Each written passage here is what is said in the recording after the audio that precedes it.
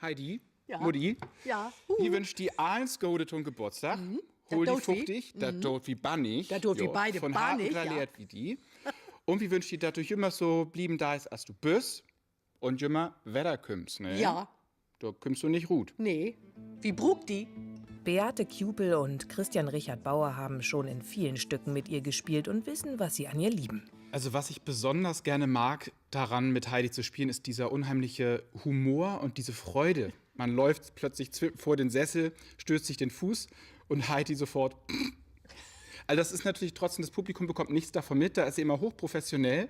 Ja. Ich als Kollege muss dann schauen, wie ich damit umgehe, aber das macht einfach sehr viel Spaß zu spielen. Und das Sie macht sehr lacht viel auch Freude. hemmungslos Ja. auf der Bühne. Ich muss auch sagen, ich bewundere das sehr, dass sie mit 75 so eine Power hat auf der Bühne. Das ist nur etwas, was ich auch für mich selber, was wir uns alle wünschen können, dass man so gesund bleibt, dass man fit bleibt und Spaß hat und dass man sich den Text merken kann und dass man einfach immer jeden Tag sich motiviert und sagt, das mache ich gerne. Ich finde, das ist doch ein Geschenk, dass sie einfach so bleibt, Heidi wie sie ist. bleibt. Ja, Heidi bleibt, ne? Ne?